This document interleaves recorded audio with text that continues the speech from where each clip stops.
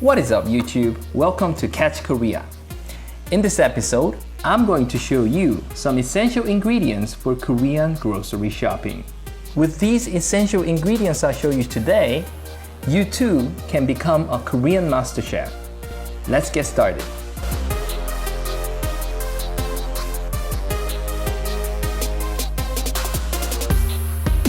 In front of me here, I have some essential ingredients for Korean cooking, which basically can be found in any Korean grocery stores in and out of Korea. We Koreans cannot live without Korean food. We just have to have that Korean meal at least once a day. Okay, first off, my personal favorite, Doenjang, aka soy sauce. The reason we call it soy sauce is because, yes, you guessed it right, it is made of soybeans. So, how do we make it? We first clean the beans and then let it dry a bit. We boil the beans and cook them thoroughly and then crush them. And with the crushed paste, we make it into a huge brick and dry this brick for about 7 to 10 days. After this process, we keep the brick in a warm and shady place with a temperature of about 25 to 28 degrees Celsius for 2 more weeks, and this is when fungi, start to cover the outer part. Ew, is it safe to eat it?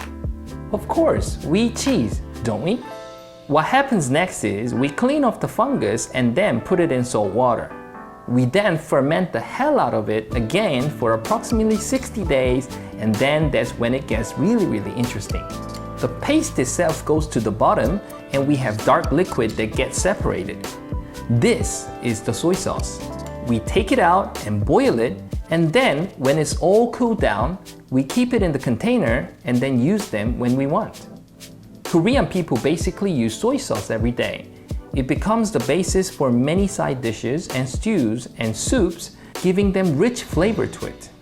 My personal favorite dish with a lot of soy sauce is jimtak, which is chicken with boiled and reduced to soy sauce. Of course, making soy sauce at home is too hard. It requires a lot of effort, time, and patience. So we can go to a local supermarket and purchase them very easily, like I did here, or go to mom's house when she's not home and steal some. Okay, second ingredient is doenjang, soybean paste. Going back to when I was explaining about making soy sauce, the soy paste that sinks to the bottom is the main ingredient of the soybean paste itself. First, we must make sure all the liquid is drained out. And we put salt and then mix it well and let it ferment a bit more.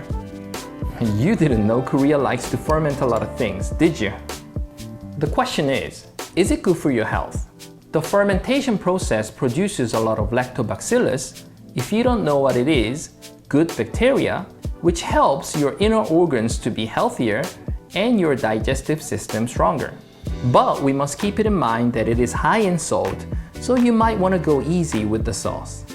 I personally like this sauce since it is not spicy, yet has very unique taste, a kick of that strange fermentation smell to it, which is quite addictive once you get used to it.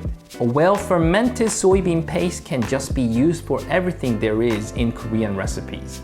I often use it while having Korean barbecue or Korean daily soup called doenjangguk, which can both be stew or soup depending on the amount of water you put in.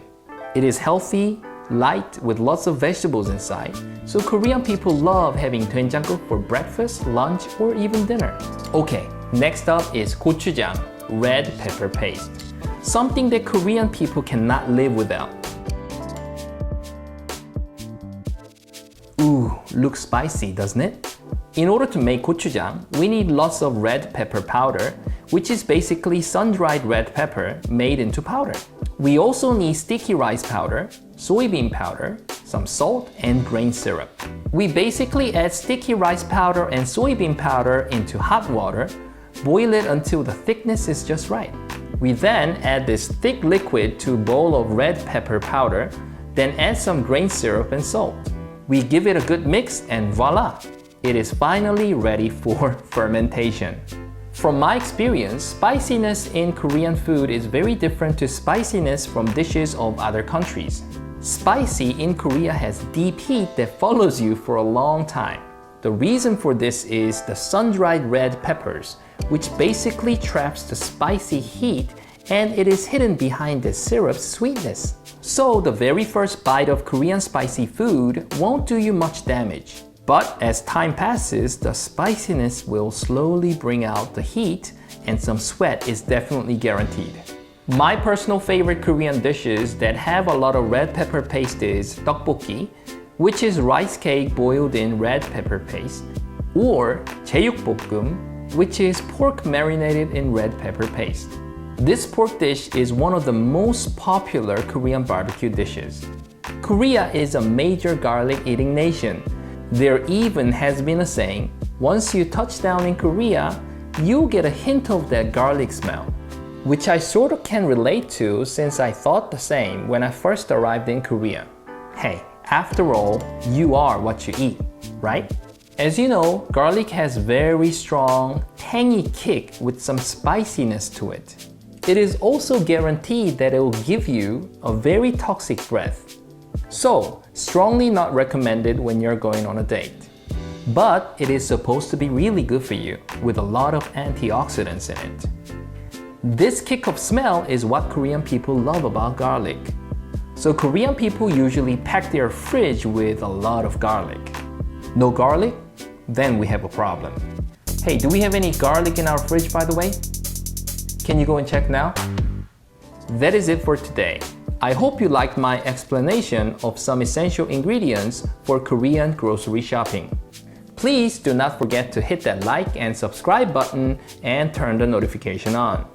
There are a lot more essential ingredients for Korean grocery shopping and Korean cooking guide, which I will definitely share with you in this channel as the channel continues. Thanks for watching. I want to finish off with 안녕, which can be both hi and bye in Korean. 안녕.